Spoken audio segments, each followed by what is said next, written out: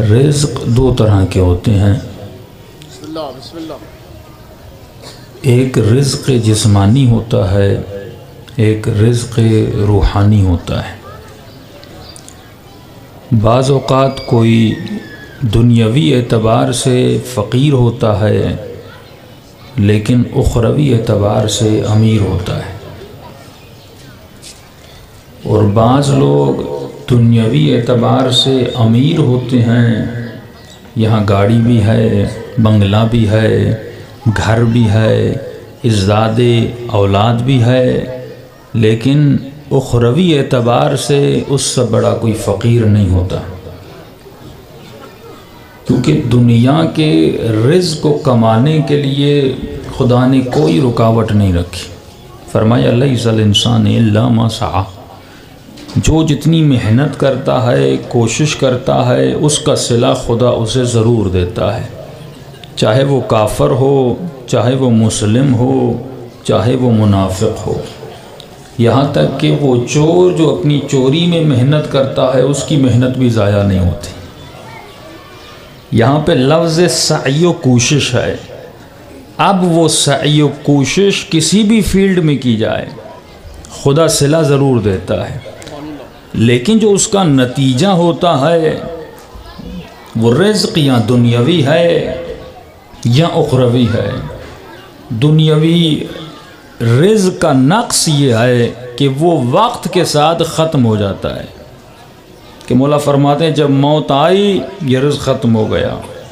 کہ انہیں مثال دی تھی، یہ مثال ہمیشہ اپنے ذہنوں میں بٹھا دیں کہ جس طرح اعلانات ہوتے ہیں فلاں علامہ صاحب، فلاں ڈاکٹر، فلاں انجینئر، مولا فرماتے ہیں جب تو مر جاتا ہے، تلقین پڑھنے والا جب تمہاری تلقین پڑھتا ہے تو کہتا ہے اسمع و افہم، اسمع و افہم، سن اور سمجھ، سن اور سمجھ، فلاں ابن فلاں۔ کہاں گیا ڈاکٹر، کہاں گیا انجینئر، کہاں گیا علامہ، کہاں گیا صدر، کہاں گیا وزیر اعظم، کہاں گیا چیف آف آرمی اسٹاف، سب القاب دنیا میں رہ گئے۔ قبر میں اس نام سے بلایا جاتا ہے جو نام ماں باپ نے رکھا تھا۔ فرمایا قبر میں القاب نہیں جاتے، اعمال لے جاتے ہیں۔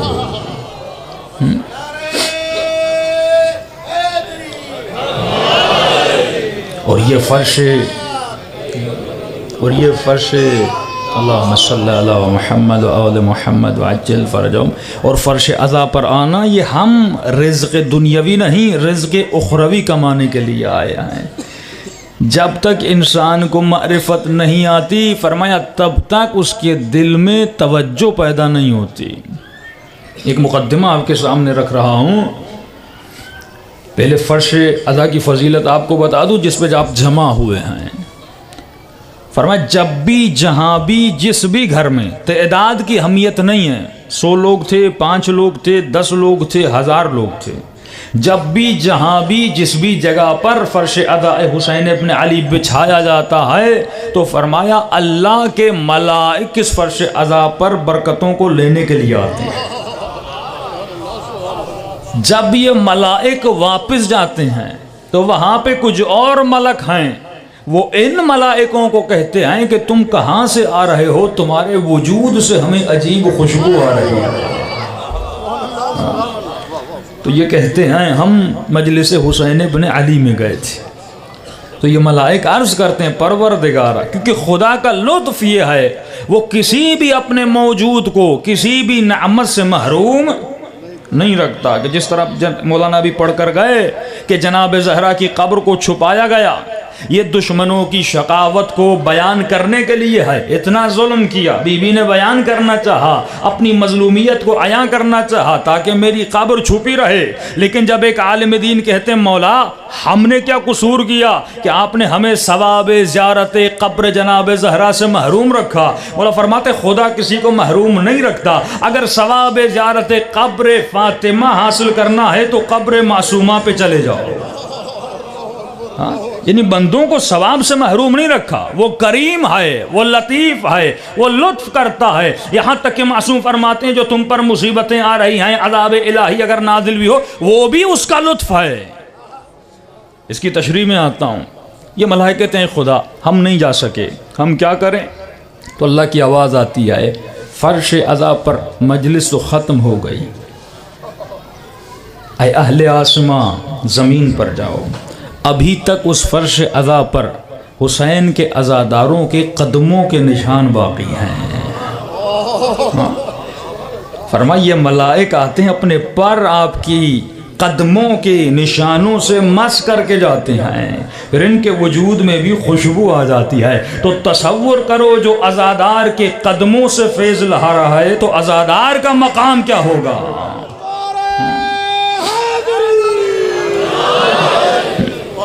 خدا ہمیں عزت دینا چاہتا ہے، وہ عزیز ہے ہمیں عزیز بنانا چاہتا ہے، وہ بلند ہے ہمیں بلندیوں تک پہنچانا چاہتا ہے، وہ کل کمال ہے، وہ مخزن کمال ہے، ہمیں کمالات کو حاصل کرنے کے لیے بار بار آواز دیتا ہے۔ لیکن مولا فرماتے اس انسان نے اپنی عزت کو خود گنوا دیا۔ یہ بھی نے فرمایا کمال کس میں ہے؟ علی کی محبت میں ہے۔ آج تھوڑا سا اس محبت کو کھولنا چاہوں گا، وہ روایات جن میں یہ ملتا ہے جس نے علی سے محبت کی وجب علیہ الجنہ، اس پہ جنت واجب ہے، اور کل میں نے کہا یہ سب روایات صحیح ہیں، لیکن اس کا مطلب کیا ہے کہ اگر علی کی محبت ہے جنت واجب، اس کا مطلب یہ ہے کہ میرے دل میں جو بھی آئے میں کروں، جو بھی آئے میں کروں، میں گناہ کروں، میں زیادتی کروں، میں ظلم کروں، میں جھوٹ بولوں، میں حرام خوری میں مبتلا ہو جاؤں، کیونکہ دل میں علی کی محبت ہے مجھے جنت مل جائے گی۔ فرمایا سب سے پہلا جو قاعدہ بنایا جاتا ہے اور جس کی محبت کے لیے بنایا گیا تو وہ خود اس چیز سے مستثنا کیوں نہیں؟ یعنی ہمارے دل میں علی کی محبت ہو، جو بھی کریں جنت میں، تو سب سے پہلے یہ قاعدہ تو مولا علی پہ لاگو ہونا چاہیے جس کی محبت ہے۔ لیکن ان کے لیے ملتا ہے کہ 18 سال عمر ہے، تتورمو، فرمایا اتنی زہرا نمازیں پڑھتی تھیں پاؤں سوج جاتے تھے۔ ہاں یہ بی بی کا مقام ہے، ترتعش وجودہا، بی بی کا وجود جب نماز پڑھتی تھیں ہڈی کا جوڑ جوڑ بی بی کا ہلتا تھا۔ علماء فرماتے ہیں یہ خوف میں نہیں ہل رہا، یہ عظمت پروردگار عالم میں ہل رہا ہے۔ تو قاعدہ ہے کہ جس کی محبت سے جنت مل رہی ہے، اگر اس کی محبت کی وجہ سے دل میں جو آئے کرنا ہوتا تو وہ خود کیوں نہیں مستثنا؟ پہلے ان کو مستثنا ہونا چاہیے۔ اب آئیے قرآن کی آیت، فرمایا انما یرید اللہ لیذہب عنکم الرجس اہل البیت ویطہرکم تطہیرا، کہ اہل بیت رسول یہ اللہ کا ارادہ ہے تمہیں ہر طرح کے رجس سے دور رکھا جائے، ہر طرح کی نجاست کو تم سے دور رکھا جائے۔ یہ نہیں کہ اہل بیت کو دور رکھا جائے، فرمایا نجاست کو دور رکھا جائے۔ اہل بیت تو پہلے سے دور ہیں، جس چیز کو دور رکھنا ہے وہ نجاست ہے۔ اب سوال یہ ہے یہ ارادہ جو پروردگار عالم کر رہا ہے یہ کون سا ارادہ ہے؟ اللہ کے دو ارادے، ایک ارادہ تکوینی ہے، ایک ارادہ تشریعی ہے۔ ارادہ تشریعی کیسے ہے؟ اللہ نے ارادہ کیا اس کی مخلوق اس کی عبادت کرے، یہ کون سا ارادہ ہے؟ یہ ارادہ تشریعی ہے کہ میرے بندے روزے رکھیں، میرے بندے عبادت کریں، میرے بندے علی کی خلافت کو مانیں، میرے بندے میری نبی کی نبوت کو مانیں۔ اللہ نے ارادہ کیا۔ علماء فرماتی ہے ارادہ تشریعی ہے۔ کیا مطلب؟ فرمایا اللہ نے تو ارادہ کیا لیکن اختیار دیا، کرو یا نہ کرو یہ تمہاری مرضی ہے، کرو گے تو ثواب ملے گا، نہ کرو گے تو عقاب ملے گا۔ ایک ہے ارادہ تکوینی، اللہ نے ارادہ کیا کہ سورج ابھرے اور غروب کرے، اب اس سورج میں مجال نہیں 2 لمحے کی تاخیر کرے۔ اللہ نے ارادہ کیا کہ دن کے ٹائم یہ ہو، رات کے ٹائم یہ ہو، یہ نظام شمسی میں جو خدا نے ارادہ کیا، فرمایا ارادہ تکوینی میں کسی مخلوق کو جرت نہیں ہوتی خدا کو نہ کہے۔ یہ ارادہ جو اہل بیت کے پاک کرنے کا ہے کہ یہ اللہ کا ارادہ ہے، کوئی رجس تمہارے قریب نہیں آنے دوں گا۔ فرمایا رجس آنا چاہے گا خدا روک دے گا۔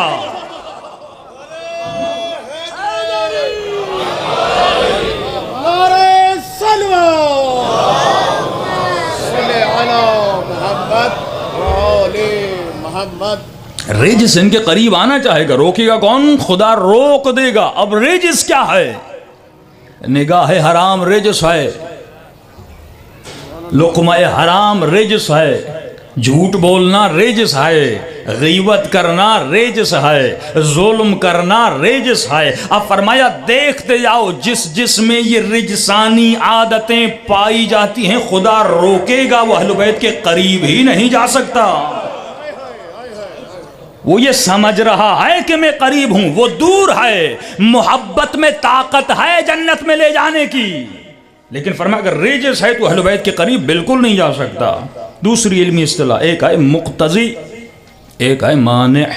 یاد کیجئے، ایک ہے مقتضی، ایک ہے مانع۔ آپ کہیں گے قبلہ جب محبت میں یہ طاقت ہے کہ وہ جنت لے جاتی ہے، حدیث کہہ رہی ہے وجب علیہ الجنہ، اس پہ جنت واجب ہو جاتی ہے، تو آپ باتیں کیسی کر رہے ہیں؟ ارے ہم محب ہیں۔ فرمایا ہاں محبت میں طاقت ہے، محبت کے اندر ایک اقتضا پایا جاتا ہے، ہر چیز کا ایک اقتضا ہوتا ہے۔ مثال کے طور پر آگ کا اقتضا ہے جلانا، آگ کے اندر ایک صلاحیت ہے اور وہ صلاحیت کوئی بھی انسان آگ سے چھین نہیں سکتا سوائے خدا کے۔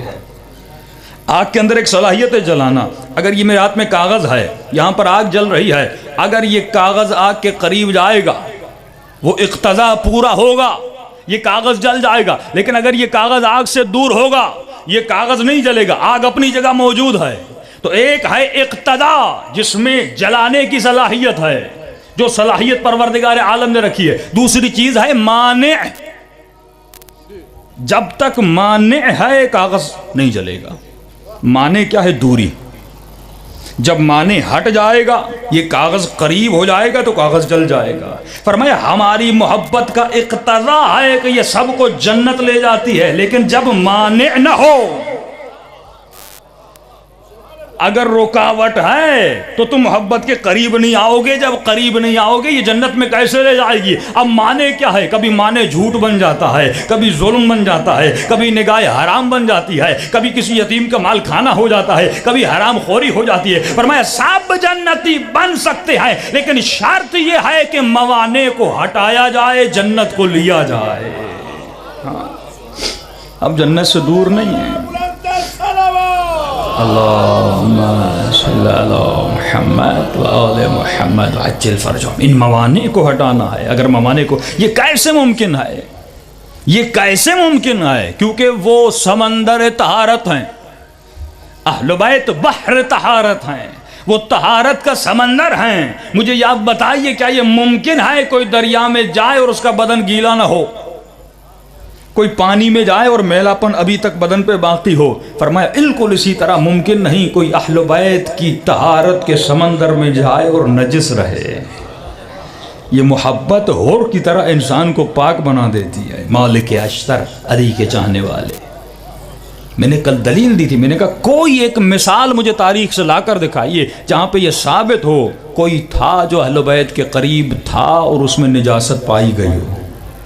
سلمان، ابو ذر، میثم، مالک اشتر، حبیب ابن مظاہر، سعید، جتنے تر صحابی ہیں کسی میں آپ نجاست کو نہیں دیکھیں گے، کیونکہ وہ سمندر طہارت میں خود کو طاہر کر چکے تھے۔ اخلاق مالک کیا ہے؟ فرمایا مالک بازار سے گزر رہے ہیں، کچھ اوباش نوجوانوں نے چاہا، بعض لوگوں کی فطرت ہے کچھ لوگوں کو تنگ کرنا نا، ہاں کچھ بھی ہو جائے تنگ کرنا ہے۔ انہوں نے کہا آج یہ جو شخص آ رہا ہے اس کو تنگ کرتے ہیں۔ انہوں نے زمین سے کچھ اٹھایا اور مالک کے منہ پہ مارا۔ مالک نے چہرہ اٹھا کے دیکھا، پھر سر کو نیچے کر کے چل پڑا۔ یہ ہنسنے لگے، سمجھے مالک ہم سے ڈر گیا ہے۔ ایک مرتبہ دور سے کسی شخص نے دیکھا، دوڑتا ہوا آیا، کہا بدبختو تمہیں پتا ہے کہ تم نے کس کے اوپر پھینکا ہے؟ کہا نہیں ہمیں تو نہیں پتا۔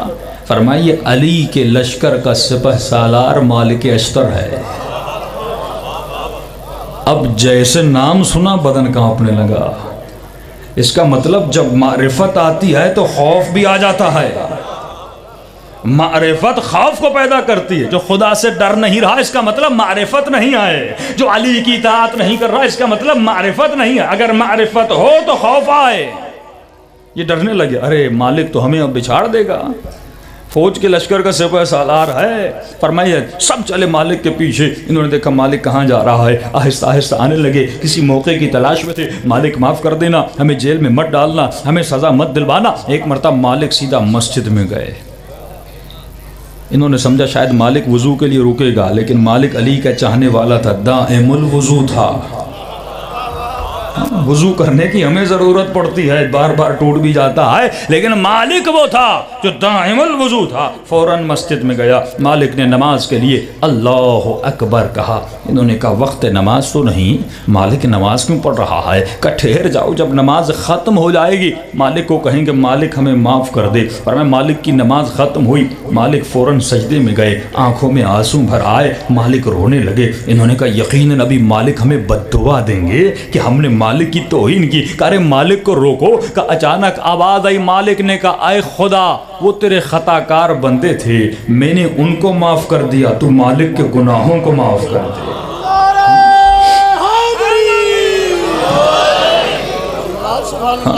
یہ ہیں علی کے چاہنے والے، یہ ہیں عاشق علی جن کے دل میں علی کی محبت ہے۔ اگر عرفان محبت علی ابن ابی طالب حاصل ہو جائے تو وہی عرفان در اصل پل صراط کہلاتی ہے۔ آج مسئلہ یہ ہے کوئی بہت آگے نکل گئے، کچھ لوگ بہت پیچھے ٹھہر گئے، بیچ میں رہنے والے بہت کم ہیں جنہوں نے علی کی معرفت اور علی کی محبت کو سمجھا ہو۔ یہی حال ہمارا ہے، ہم یہاں بہت آگے نکل گئے، ہم یہاں بہت پیچھے رہ گئے۔ اب جملے سنیے امام شافعی کے، لکھ کر لایا ہوں آپ کے لیے۔ فرماتے ہیں امام شافعی فرماتے لئی سیدی علی ربہ اب رب اللہ۔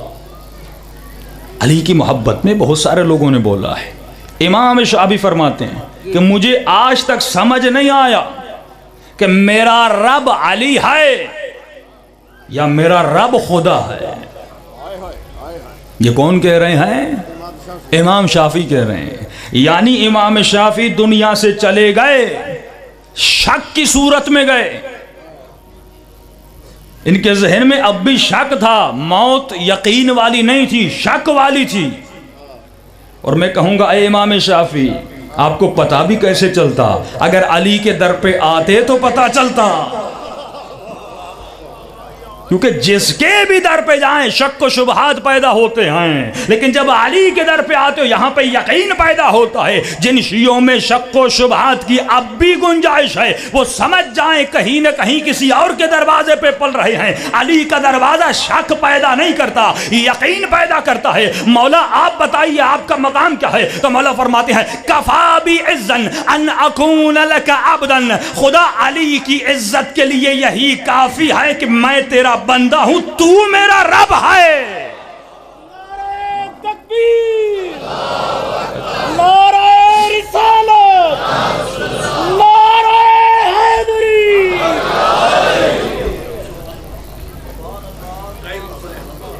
ماشاء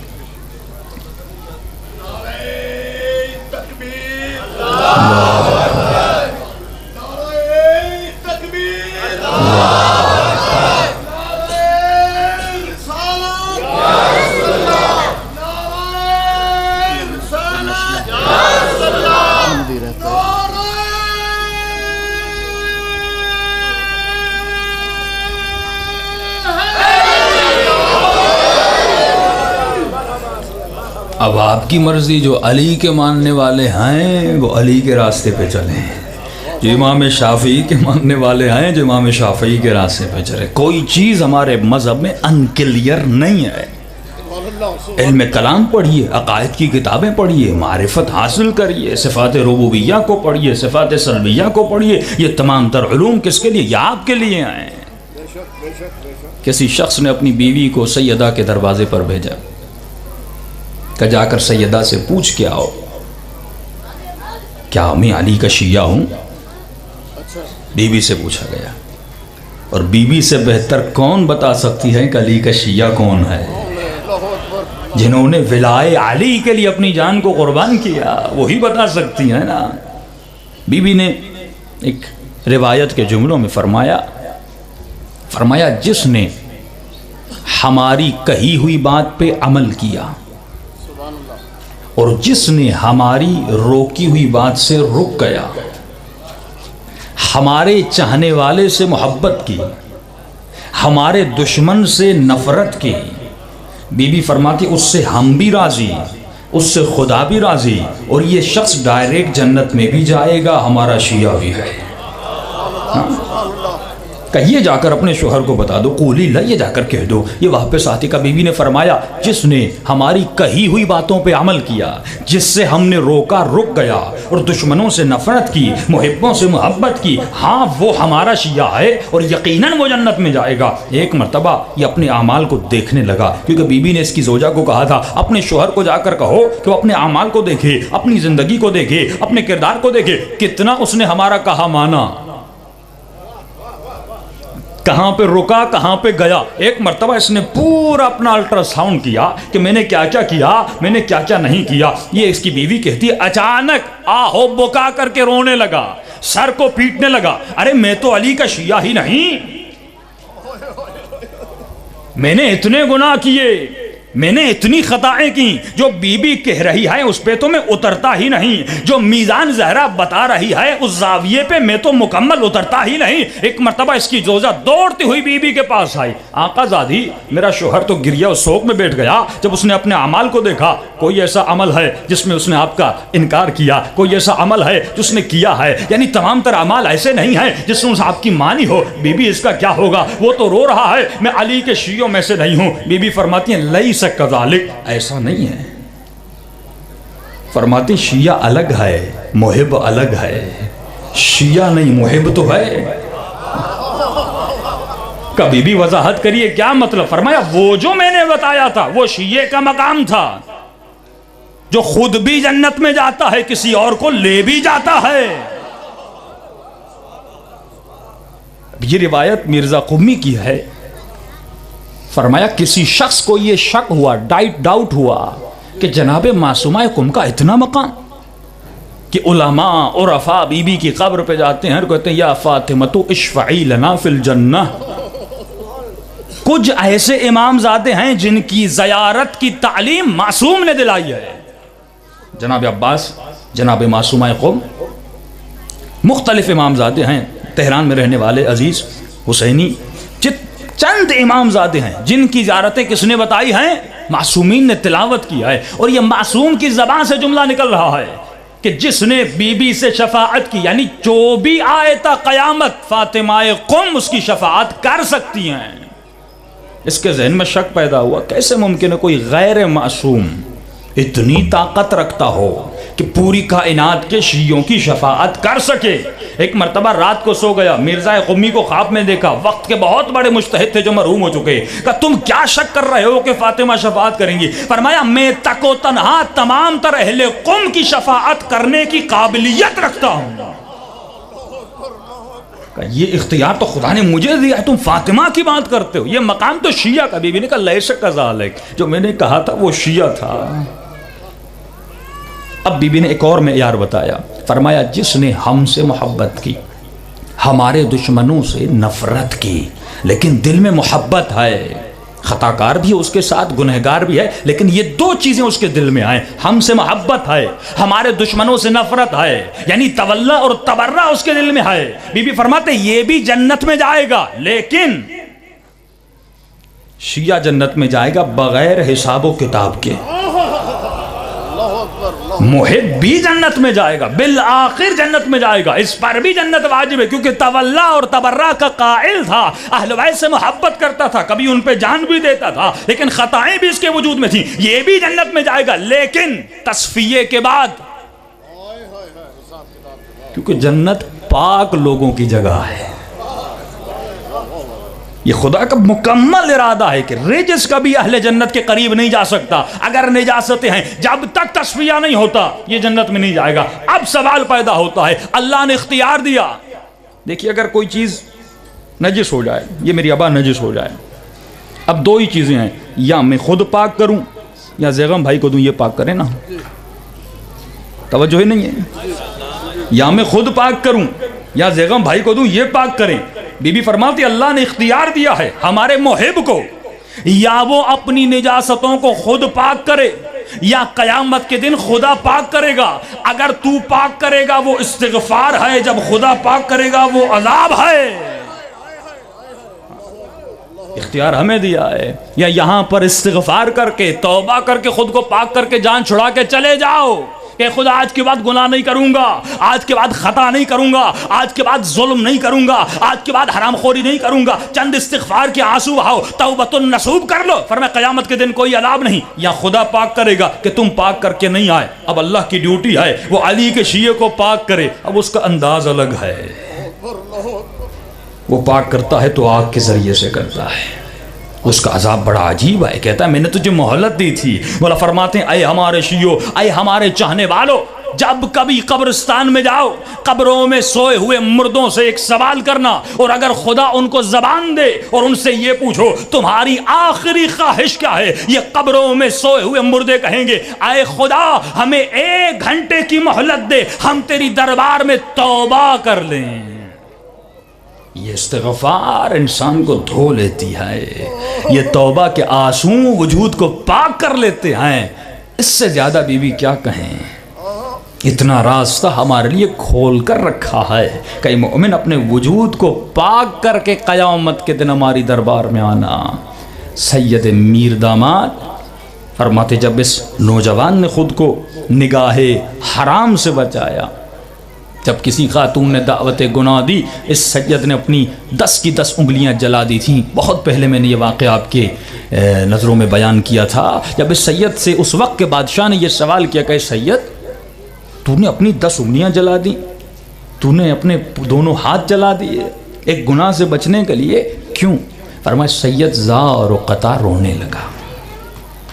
سید میر داماد کہتے ہیں 10 انگلیاں دنیا میں جلیں تو کیا ہوا، لیکن جب خیال گناہ آتا تھا، خیال گناہ آتا تھا تو میں یہ سوچتا تھا قیامت کے دن میں اپنی دادی زہرا کو جواب کیا دوں گا.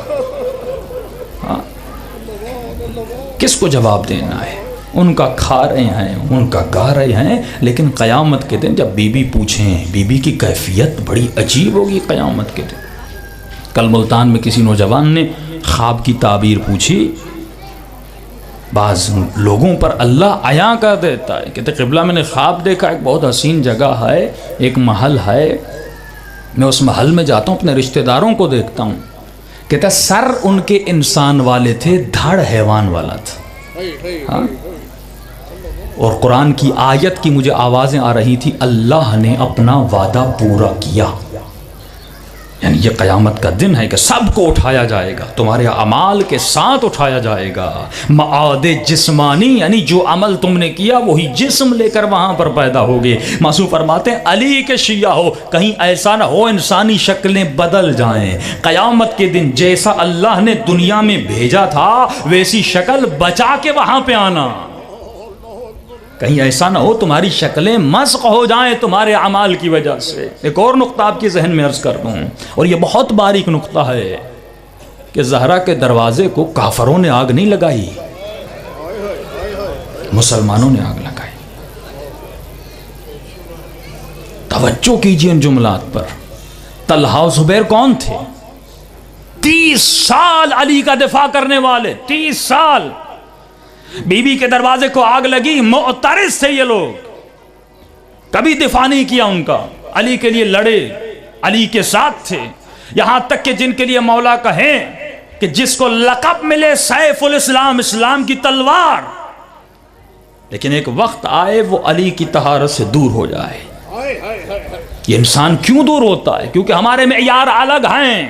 روایات کے جملے جب امام زمانہ آئیں گے، کوفے کے 70,000 شیعہ کہیں گے مولا تو کیوں آیا؟ ہم اسلام کے لیے کافی تھے، کیونکہ آج جو اصول ہم نے بنا دیے، آج جو عقائد ہم نے بنا دیے، کہیں گے اے مہدی تو نے نیا اسلام لایا ہے. 30 سال سے جو ہم مان رہے تھے تو ان کو انکار کرنے کے لیے کہہ رہا ہے. مولا سے زیادہ مسیح نہیں لڑیں گے، سب سے زیادہ پرابلمز. اور روایت مولا ہے فرمایا اتنی مصیبتیں ہمارے جد امجد رسول پہ نہیں آئیں جتنی ہمارے امام مہدی پر آئیں گی. اتنی تکلیفیں امت نے رسول کو نہیں دیں جتنی امت رسول امام زمانہ کو دے گی. کہ آپ نے سمجھا مولا اعلان کریں گے فوراً ہر چیز سدھر جائے گی؟ فرمایا نہیں، لوگوں کے عقائد، لوگوں کی ذہنیتیں جو ہم سوچ رہے ہیں شاید وہ غلط ہو، لیکن امام اس کی اصلاح کریں گے. یہ اپنی اصلاح کرنے کے لیے تیار نہیں. طلحہ و زبیر نے کچھ اور سوچا تھا، علی نے کچھ اور کیا. جب ان کی سوچ علی کی سوچ کے مقابلے میں آ گئی تو علی کا انکار کرنے لگے.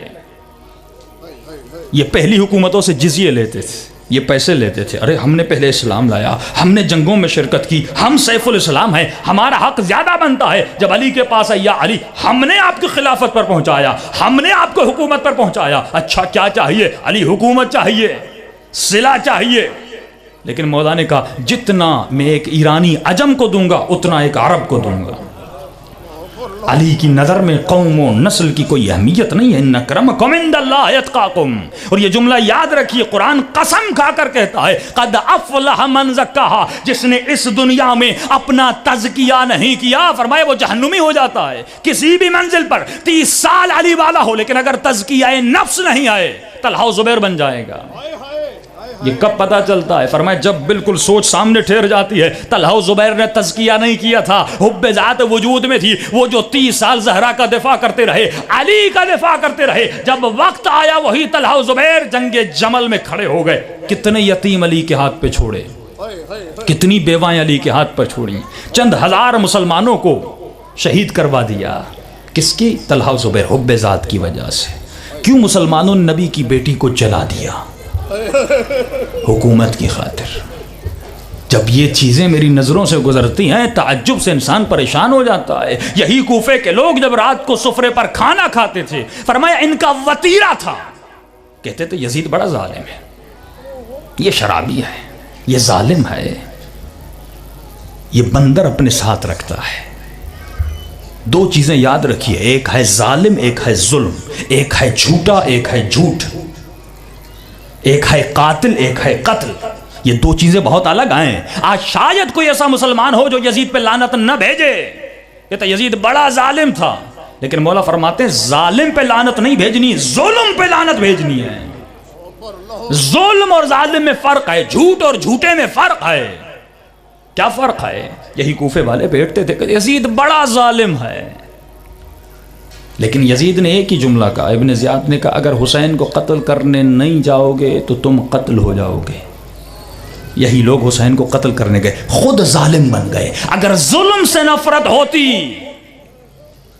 ظالم سے نفرت تھی, یہی حال جو پاکستان کی عوام کا ہے. حکمران بہت برے ہیں, بڑے ظالم ہیں, بڑے راشی ہیں, بڑے جھوٹے ہیں, لیکن کبھی تم نے سوچا کیا تو جھوٹ نہیں بولتا؟ جب ہم پر آتی ہم جھوٹ بھی بولتے ہیں, گھر میں بیوی پر بھی ظلم کرتے ہیں, بچوں پر بھی ظلم کرتے ہیں, بہنوں پر بھی ظلم کرتے ہیں, رشتہ داروں کا حق بھی کھاتے ہیں. جب خود پر آتی ہے راشی پہ لعنت بھیجتے ہیں, لیکن اپنا کام پھنستا ہے تو رشوت دیتے ہیں. یعنی ظلم دوسرے کے لیے برا, اپنے لیے اچھا. یزید کرے تو برا, ہم کریں تو اچھا. وہ جھوٹ بولے تو برا, ہم بولیں تو اچھا. وہ ظلم کرے تو برا, ہم کریں تو اچھا. نہیں, اسلام یہ نہیں, مولا علی یہ نہیں چاہتے. طلحہ و زبیر نے کہا وہ برے ہیں, کیوں؟ علی کا حق چھینا, علی کی بات نہیں مانی, علی کو ولی نہیں مانا, علی کو امام نہیں مانا, مولا کو خلافت. مولا فرماتے اب میری کیوں نہیں مان رہے؟ جب تم 30 سال میرے حق کے لیے لڑے, اب کیونکہ تزکیہ نہیں تھا. یہ تزکیہ بہت ضروری ہے عزیزان محترم. جب تک تزکیہ نہیں تب تک اطاعت نہیں. تزکیہ ہوگا تو اہل بیت کی اطاعت ہوگی. عجیب منزل فکر ہے جب یہ ملعون جناب سکینہ کے قدموں سے زیور اتار رہا تھا. بی بی فرماتی رو رہا تھا, رو رہا تھا. بی بی نے کہا اتار بھی رہے ہو, رو بھی رہے ہو. کہتا نبی کی نوازی اگر میں نہیں اتاروں گا کوئی اور اتار لے گا. حب دنیا, حب دنیا. قاتل بنے. یزید نے نہیں کہا تھا لاشوں کو پامال کرو, یزید نے نہیں کہا تھا کہ سروں کو کاٹو, یزید نے یہ نہیں کہا تھا کہ چادروں کو چھینو, یزید نے نہیں کہا تھا کہ خیموں کو آگ لگاؤ. یہ اور بات ہے, وہ ان باتوں پہ راضی تھا لیکن کہا نہیں تھا. اس نے صرف یہ کہا تھا حسین کا راستہ روکو, اور اگر نہ روکے اسے قتل کر دینا. لیکن یہ سارے کام کوفیوں نے خود کیے. کس لیے؟ لالچ میں. جتنا زیادہ ماریں گے, جتنا زیادہ پامال کریں گے, اتنا زیادہ انعام ملے گا. یہاں تک کہ 6 مہینے کی بچے کی گردن پہ رحم نہیں کیا انعام کی خاطر. کب ابن زیاد نے کہا تھا طفلان مسلم کو جا کر کاٹ کے لاؤ, فرمایا پورا دربار پریشان ہے, ملعون تو نے کیا کیا تجھے رحم نہیں آیا؟ لیکن انعام کی خاطر انہوں نے نہیں کہا تھا یہ انسان اتنا اپنی دنیا کے لیے گر جاتا ہے کیونکہ اس کا تزکیہ نہیں ہے, یہ ظلم پہ ظلم کرتا ہے تاکہ کچھ مال دنیا مل جائے. مولا فرماتا ہے عیشیو کب دنیا نے علی سے وفا کی کہ تم سے وفا کرے گی؟ آنکھ جھپکنے میں مولا فرماتے دنیا گزر جاتی ہے۔ بوڑھوں سے پوچھو زندگی کیسے گزری، مولا خواب کی طرح۔ جوان سے پوچھو زندگی کیسے گزری، خواب کی طرح۔ فرمایا یہ زندگی ہے ہی خواب، حقیقت مرنے کے بعد عیاں ہوتی ہے، روح مرنے کے بعد عالم پرواز تک پہنچ جاتی ہے۔ فرمایا روحوں کو بیدار رکھو، کہیں ایسا نہ ہو بغیر تزکیے کے دنیا سے چلے جاؤ۔ آخرت کا تزکیہ بہت مشکل ہے، وہ عذاب سے ہوتا ہے، لیکن کہا قیامت کے دن ہر آنکھ روئے گی۔ معصوم کے جملے، ہر آنکھ روئے گی، لیکن فرمایا دو آنکھیں نہیں روتی، ایک وہ آنکھ جو اپنے گناہوں پہ روتی ہے، ایک وہ آنکھ جو زہرا اور آل زہرا کے غم میں روتی ہے۔ اس سے بڑی نعمت کہ پروردگار عالم میں ہمیں دونوں نعمتیں عطا کر دی۔ یہ بہت لطف پروردگار عالم، اگر لاکھ سجدے کیے جائیں تو بھی کم ہیں کہ خدا نے ہمیں علی کا شیعہ بنایا، اس مکتب کا طفل بنایا۔ دوسروں کا حال آپ دیکھ رہے ہیں کہ کیا ہے، ڈوبے ہوئے ہیں مادیات میں۔ مقصد مجلس یہ ہے کہ روحانیت کو بلند کیا جائے، اسپریچول پاور کو تقویت دی جائے۔ جب روح بلند ہوتا ہے تو اہل بیت کی زیارت بھی ہوتی ہے، سیدہ بھی راضی ہوتی ہیں۔ آغا مرعشی نجفی فرماتے ہیں ہمارے شیعوں کو بتا دو ہر سال ایک رات آتی ہے جس کا نام شب قدر ہے۔ فرمایا اے شیعو ہر شب قدر تمہارے اعمال میری خدمت میں آتے ہیں، جب میں تمہاری نیکیوں کو دیکھتا ہوں بڑا خوش ہوتا ہوں، میرا فلاں شیعہ سچا ہے، کردار کا اچھا ہے، نماز شب کا پابند ہے، واجبات کا پابند ہے۔ لیکن فرمایا اے مرعشی نجفی جا کر کہہ دینا میرے شیعوں کو میں امام زمانہ جو ہر روز اپنے دادا حسین پہ گریہ کرتا ہوں، اے خدا کب میرا ظہور ہوگا، کب میں اپنے دادا کا بدلہ لوں گا، اے خدا کب میرا ظہور ہوگا، کب میں سکینہ کے تماچوں کا بدلہ لوں گا۔ فرمایا جب میں تمہارے گناہوں کو دیکھتا ہوں اتنا روتا ہوں اتنا کربلا پہ بھی نہیں روتا۔ کیا ہم نے کم قربانی دی؟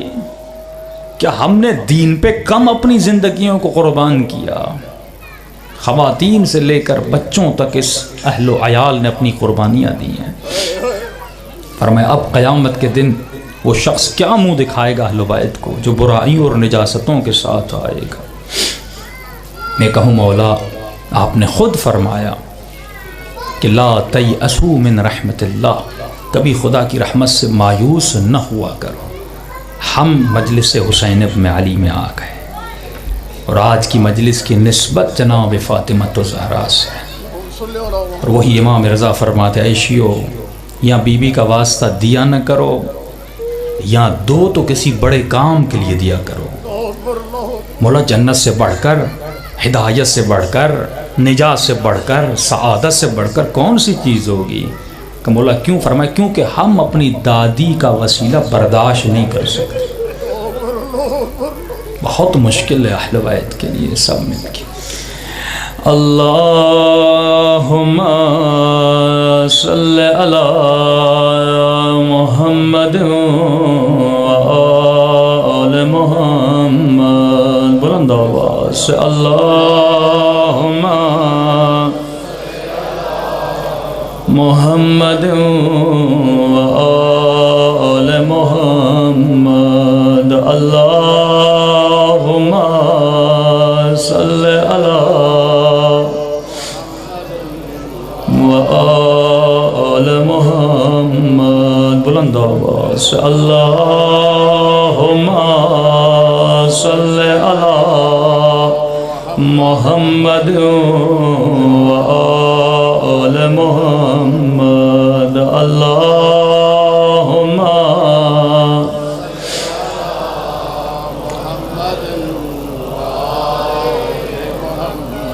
اللہم صلی علی محمد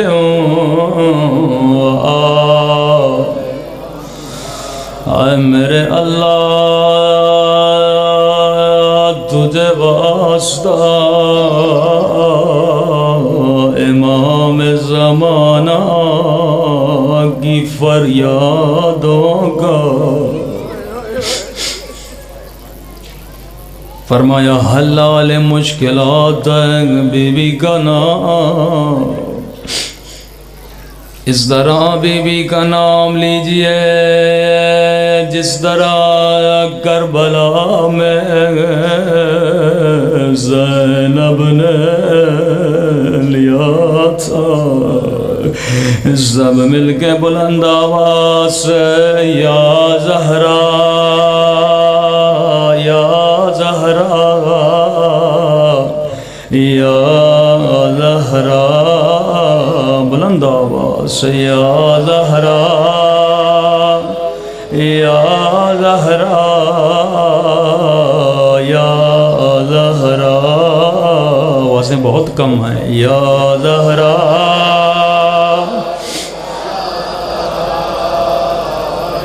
یا زہرا۔ نہیں عزیزو اس طرح نہیں پکاریے، بلکہ ایسے پکاریے جیسے کربلا میں سکینہ نے کہا تھا۔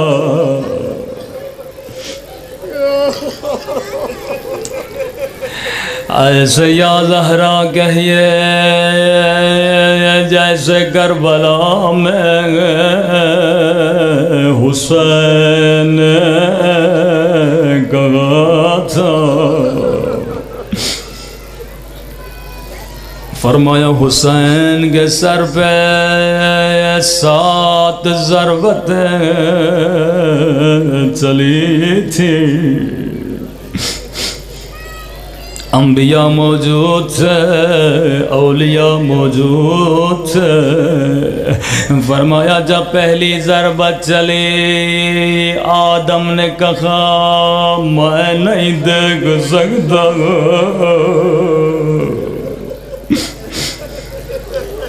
جب دوسری ضرب چلی نوح نے کہا میں بھی نہیں دیکھ سکتا۔ ضربتیں چلتی گئیں، انبیاء جاتے رہے، ایک مرتبہ 5ویں ضرب چلی، نبی نے کہا یا علی اب میں بھی نہیں دیکھ سکتا۔ ایک مرتبہ 6ٹھی ضربت چلی، علی نے کہا حسین میرے لال اب میں بھی نہیں دیکھ سکتا۔ ایک مرتبہ 6ٹھی ضربت چلنے لگی، حسین نے دائیں دیکھا بائیں دیکھا، کہنے لگے سب مجھے چھوڑ کے چلے گئے۔ ایک مرتبہ آواز آئی حسین تیری ماں زہرا،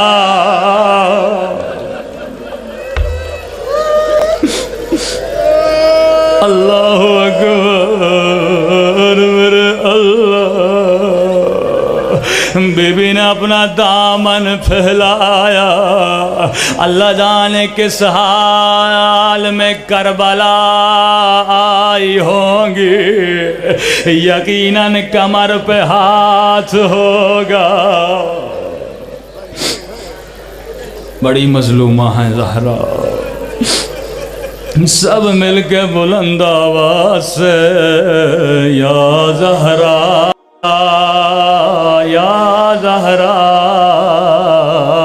یا زہرا یا زہرا۔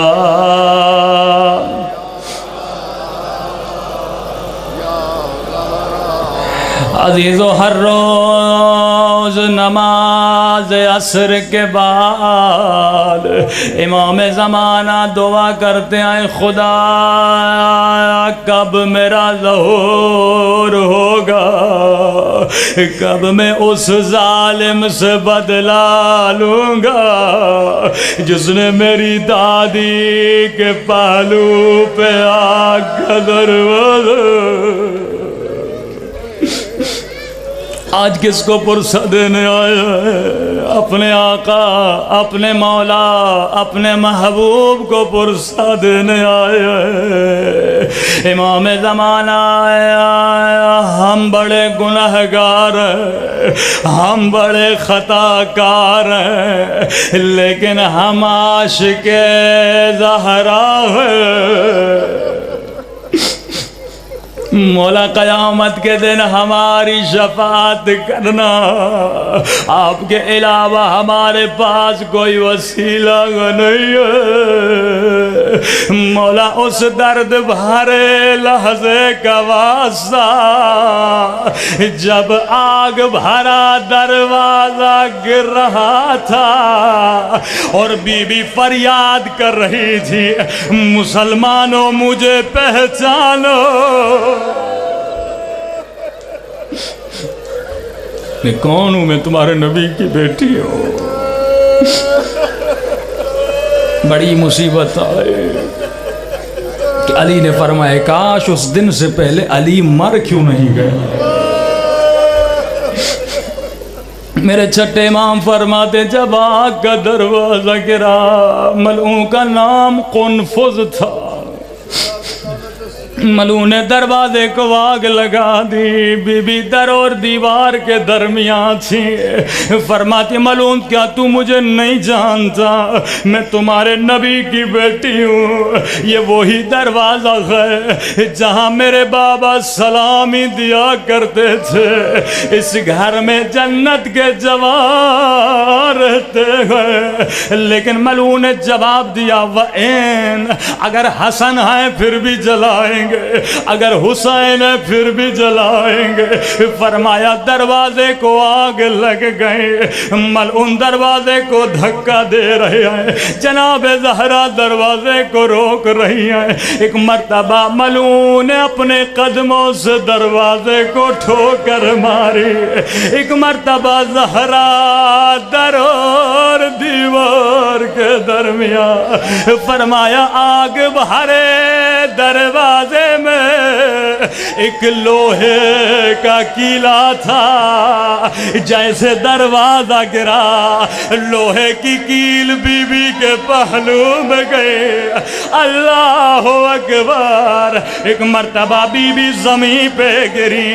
چھٹے امام فرماتے ہیں بی بی نے علی کو آواز نہیں دی، پتا تھا علی مجبور ہیں۔ حسن و حسین کو آواز نہیں دی، پتا تھا بچے چھوٹے ہیں۔ ایک مرتبہ رو کر کہا او مہدی بیٹا جلدی آ کر اپنی ماں کا بدلہ لے لے۔ اللہ لعنت اللہ۔